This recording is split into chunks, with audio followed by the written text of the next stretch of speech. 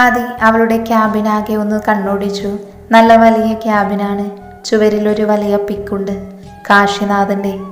ഇയാളെന്താ വല്ല ബോഡി ബിൽഡറുമാണോ ഇങ്ങനെ മസിലുരുട്ടി കയറ്റാൻ? അറിയാതെ CEO ക്യാബിനിലേക്കൊന്ന് നോക്കി. അയാളുടെ കണ്ണും ഇങ്ങോട്ട് തന്നെയാണ്. ഒരു നിമിഷം അറിയാതെ നോക്കിയിരുന്നു പോയി. പെട്ടെന്ന് ഞാൻ തന്നെ നോട്ടം മാറ്റി. പാടില്ല, ഒരനാവശ്യ ചിന്തകളും പാടില്ല. തെറ്റാണ്. പപ്പയെയും അമ്മയെയും അനിയനെയും വേദനിപ്പിക്കുന്ന എല്ലാ കാര്യങ്ങളും തെറ്റ് തന്നെയാണ്. ഒന്നും വേണ്ട, എനിക്കെൻ്റെ കുടുംബം വലുതാണ്. പക്ഷേ കണ്ണുകൾ വീണ്ടും മനസ്സറിക്കേട് കാണിക്കുന്നുണ്ടായിരുന്നു. ചുണ്ടിലൊരു പുച്ഛച്ചിരിയാണ് വന്നത്. ഷോ, ഇയാൾ എന്തോന്ന് ഇൻ്റർവ്യൂ ആണോ ചെയ്തത്? ആകെ ഒരു ക്വസ്റ്റ്യൻ ചോദിച്ചേ ഉള്ളൂ, അതാണെങ്കിൽ അറിയാനും പാടില്ല. Shame on you Aadi, shame. ഇയാൾ ഇതിൻ്റെ ഫുൾ ഫോം ചോദിച്ചുകൊണ്ട് വരുമെന്ന് ആരറിഞ്ഞു? ഇവിടെയൊന്നും എഴുതി വെച്ചിട്ടുമില്ല full form. Idea, Google search ചെയ്യാം. ഇപ്പോൾ ഫോൺ യൂസ് ചെയ്യാൻ പറ്റുമോ ആവോ? ബാഗിൽ നിന്ന് ഫോൺ എടുത്ത് കയ്യിൽ പിടിച്ചു. ഗൂഗിളിൽ സെർച്ച് ചെയ്തപ്പോൾ ഒരു വീഡിയോ ആണ് വന്നത്. KR എന്നാൽ കാശിനാഥൻ, ആരെന്ന അതെത്രയും പെട്ടെന്ന് എല്ലാവർക്കും മുൻപിൽ വെളിപ്പെടുത്തുന്നതാണ്. ഇത്രയുമാണ് ആ വീഡിയോയിൽ പറയുന്നത്. എന്തായാലും ആരോടെങ്കിലും അന്വേഷിച്ചിട്ട് നാളെ ആൻസർ പറയാമെന്ന് മനസ്സിലുറപ്പിച്ചു.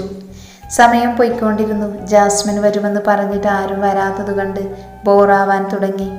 ഇടയ്ക്കിടെ CEO ക്യാബിനിലേക്ക് കണ്ടുപോകും. പെട്ടെന്ന് തന്നെ നോട്ടം മാറ്റും. പരസ്പരം നോട്ടമറിയുമ്പോൾ ഒന്ന് ചിരിക്കൂടെയില്ല. എങ്കിലും ആ കണ്ണുകളിൽ എന്തോ ഒരു കുസൃതി ചിരി ഉള്ളതുപോലെ. എന്താവോ അറിയില്ല. കുറച്ചു കഴിഞ്ഞതും ദാ വരുന്നു കാത്തു. മുഖം കടന്നൽ കുത്തിയതുപോലെയുണ്ട്. അവൾ നടന്നെൻ്റെ അടുത്തിരുന്നു. എന്തുപറ്റി കാത്തുട്ടി? കുന്തം. മുഖം വീർപ്പിച്ചു കെട്ടി വെച്ചേക്കുന്ന കണ്ടപ്പോൾ ചിരി വന്നു. എന്തുപറ്റി കാത്തു, പറ. ഇൻ്റർവ്യൂ ടഫായിരുന്നോ? ആയിരുന്നോ എന്നോ? അങ്ങേരെന്നെ കൊന്നില്ലെന്നേ ഉള്ളടി. എന്തൊക്കെ ചോദ്യങ്ങളാണ് ചോദിച്ചേ? അറിയില്ല എന്ന് പറഞ്ഞ അപ്പോൾ പണിഷ്മെൻ്റാണ്. എന്ത് പണിഷ്മെൻറ്റ്? അവിടെ ഒരു സോഫ കിടപ്പില്ലേ, അതിന് ചുറ്റും 30 വട്ടം നടക്കണം. വലിയ കമ്പനിയൊക്കെ ആയിപ്പോയി. അല്ലായിരുന്നെങ്കിൽ വലിച്ചു കയറി അടുപ്പിൽ വെച്ചേനെ ഞാൻ. എന്ത് സോഫയോ? അങ്ങേരെ ആ മനുത്തണ്ടിയെ. അങ്ങേരെ കമ്പനിയെ വലിയ കോണറാണ് പോലും. എനിക്ക് ഇമ്പോസിഷനും തന്നിട്ടുണ്ടടി. 10-15 ആൻസർ തെറ്റിച്ചതാടി എനിക്ക് ഇമ്പോസിഷൻ തന്നേ. അയ്യോ, ഇതെന്താ സ്കൂളോ?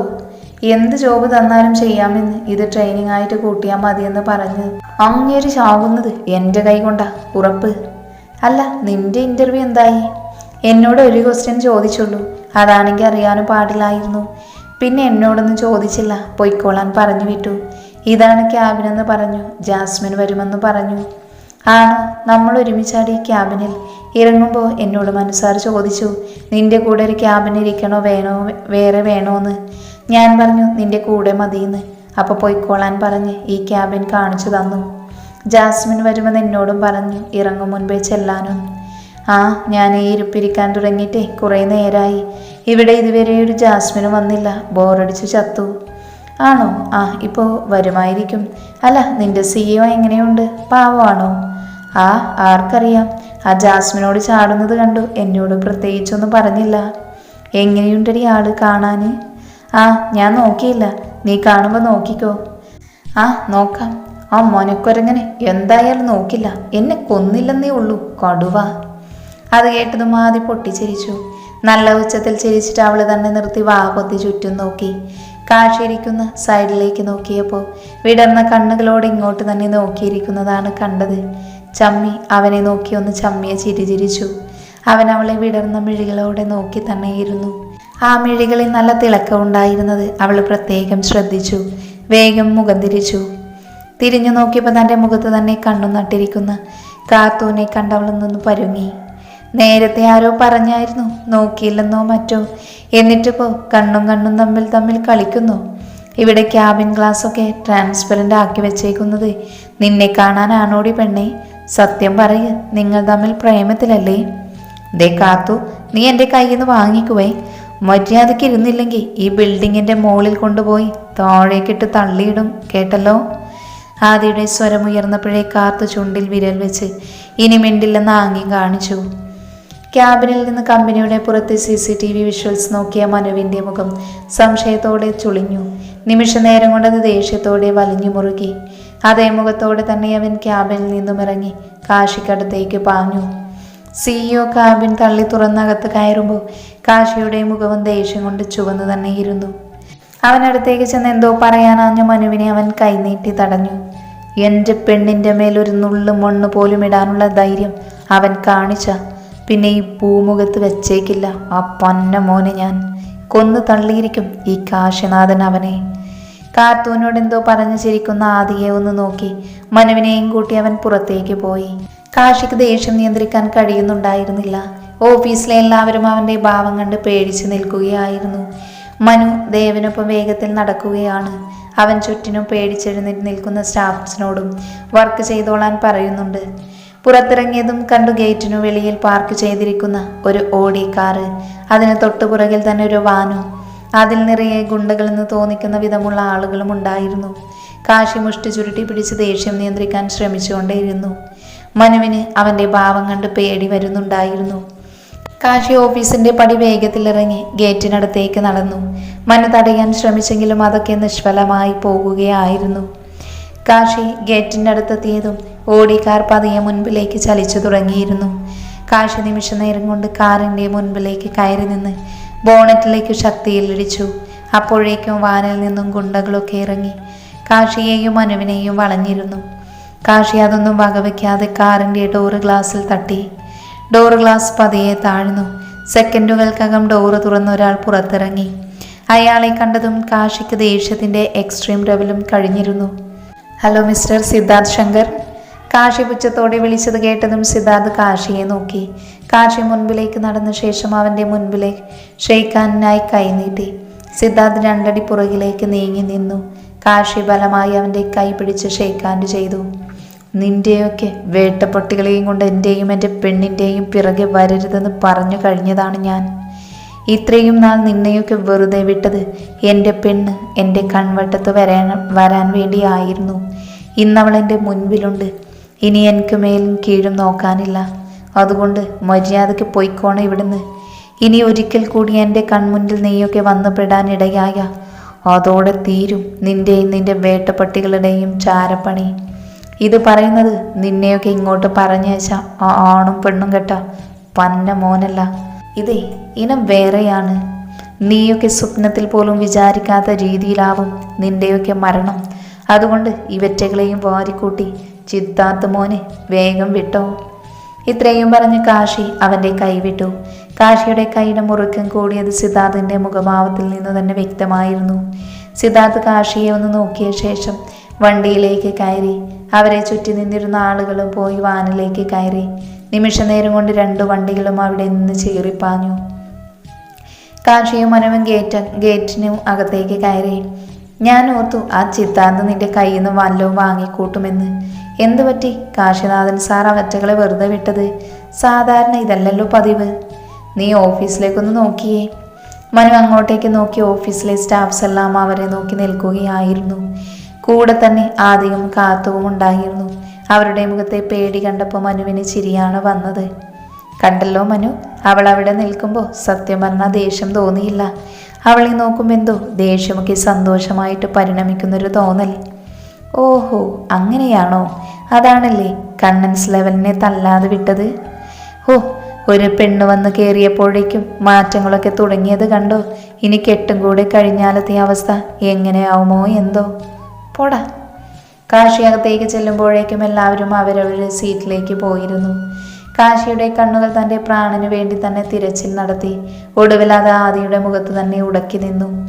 ആദിയും കാത്തുവും ക്യാബിനിലേക്ക് ഓടിക്കയറാൻ നിന്നപ്പോഴേക്കും ജാസ്മിൻ വന്നു.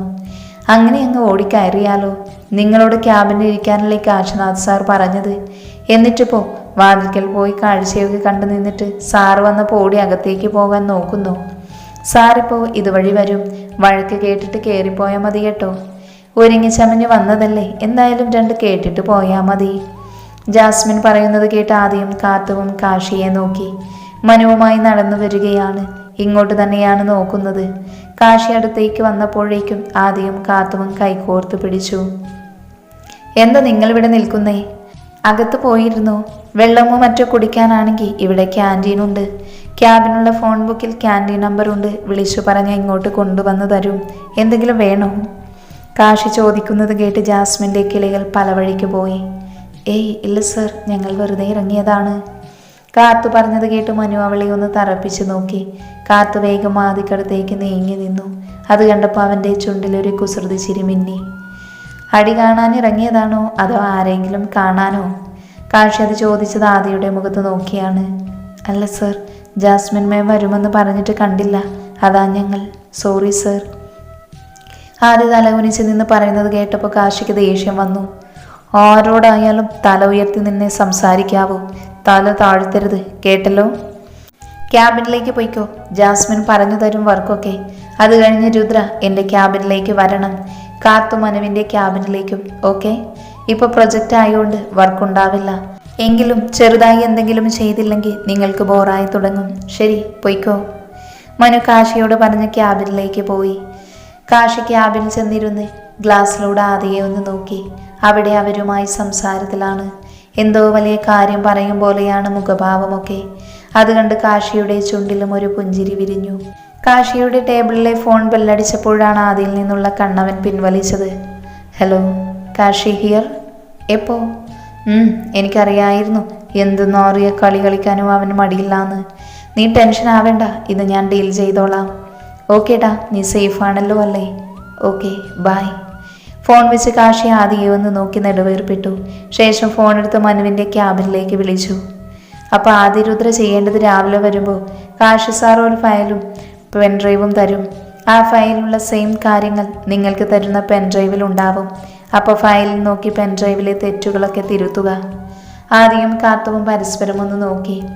ലാപ്ടോപ്പ് തരും കേട്ടോ, ന്യൂ മൊബൈലും തരും, ഓഫീസ് യൂസ് ഓൺലി. പിന്നെ സാലറി കാര്യങ്ങളൊന്നും പറഞ്ഞില്ലല്ലോ, അതൊക്കെ കാശിനാഥൻ സാറ് പറയും. വല്ല 2000-ഓ 3000-ഓ കാണും. കാത്തിയുടെ കാര്യങ്ങളൊക്കെ മനുസാറ് പറയും. പിന്നെ യൂണിഫോം ഒന്നുമില്ല. ഇവിടുത്തെ പ്രോഗ്രാംസിന് ബിസിനസ് മീറ്റിംഗ്സിനൊക്കെ ഇവിടുത്തെ എലിജിബിൾ ആയിട്ടുള്ള സ്റ്റാഫ്സിന് KR ടെക്സ്റ്റൈൽസിൽ നിന്ന് ഡ്രസ്സ് കൊണ്ടുവരാറുണ്ട്. നിങ്ങൾക്ക് നാളെ ID കിട്ടും. അത് കിട്ടുമ്പോഴേ മുതൽ പഞ്ചിങ് ചെയ്തിട്ടേ കയറാവൂ. 10 മണിക്കുള്ളിൽ പഞ്ച് ചെയ്തില്ലെങ്കിൽ അന്നത്തെ ദിവസം ലീവായി കണക്കാക്കും. ട്രെയിനീസ് ആയതുകൊണ്ട് ക്യാബിൻ തന്നത്. അത് കണ്ടിട്ട് കൂടുതൽ നെഗളിക്കാതിരിക്കാനാണ് പറഞ്ഞത്. ആദിരുദ്ര പിന്നെ ഇങ്ങനെ മുടി ഒരുപാടൊന്നും പരത്തി അഴിച്ചിട്ടുകൊണ്ട് വരരുത്. കാശിനാഥൻ സാറിന് മുടി ഇങ്ങനെ കിടക്കുന്നത് ഇഷ്ടമേ അല്ല. ഷോർട്ട് ഹെയർ ആണ് സാറിന് ഇഷ്ടം. അപ്പം അങ്ങോട്ട് പോകുമ്പോൾ മടക്കി കെട്ടിക്കൊണ്ട് വേണം പോകാൻ. പിന്നെ കാർത്തിക ഷോൾ ഇങ്ങനെ 2 സൈഡിലും പിൻ ചെയ്യേണ്ട, 1 സൈഡ് ഇട്ടാൽ മതിയാകും. ഇനി പ്രത്യേകിച്ച് എന്തെങ്കിലും ഡൗട്ട് ഉണ്ടെങ്കിൽ എൻ്റെ സീറ്റ് ഇതാ അവിടെയാണ്, അങ്ങോട്ടേക്ക് വന്നാൽ മതി. Okay ma'am. ഇതെന്താ കോറസ് ആണോ? Sorry ma'am. ഓക്കെ. ഇനി ആദിരുദ്ര പോയി കാശിനാഥൻ സാറിനെയും കാർത്തിക പോയി മനുസാറിനെയും കണ്ടോളൂ. എന്നിട്ട് വീട്ടിലേക്ക് പോകാം. അപ്പോൾ ഓക്കെ, നമുക്ക് പിന്നെ കാണാം. ഇനി എപ്പോഴും കാണാമല്ലോ. ജാസ്മിൻ പറഞ്ഞത് കേട്ട് അവർ രണ്ടാളും ഒന്ന് ചിരിച്ചു. ജാസ്മിൻ പോകുന്നത് നോക്കി നിന്നു. കാർത്തു, നീ പോയി കാശി സാറിനെ കാണ്. ഞാൻ ആ കാലിൻ്റെ അടുത്ത് പോയിട്ട് വരാം. കാലനോ? മനുവേട്ടനെയാണോടി നീ അങ്ങനെ വിളിച്ചേ? ഓ പിന്നെ, നിന്റെ ഒരു കോട്ടൻ എന്നെ അയാളിട്ട് പെടാപ്പാട് പെടുത്തും. എന്തായാലും ചെന്നിട്ട് വരാം. ആദി, നീ എന്തായാലും മുടി മടക്കി കെട്ടി വെച്ചോണ്ട് പോയിക്കോട്ടോ. ആ, പറഞ്ഞത് നന്നായി, ഞാൻ മറന്നുപോയിരുന്നു. ശരിയെങ്കിൽ കണ്ടിട്ട് ഇങ്ങോട്ട് തന്നെ വരണടി. കാശിയുടെ ക്യാബിന് മുൻപിൽ നിന്ന് ഡോറ് നോക്ക് ചെയ്യുമ്പോൾ മിടിച്ച ഹൃദയം നിന്നു പോകുന്നത് പോലും പേടിച്ചു പോയി. ഡോറ് തുറക്കുമ്പോൾ കണ്ടു ചുണ്ടിൽ ചെറുചിരിയുമായിരിക്കുന്ന കാശിയെ.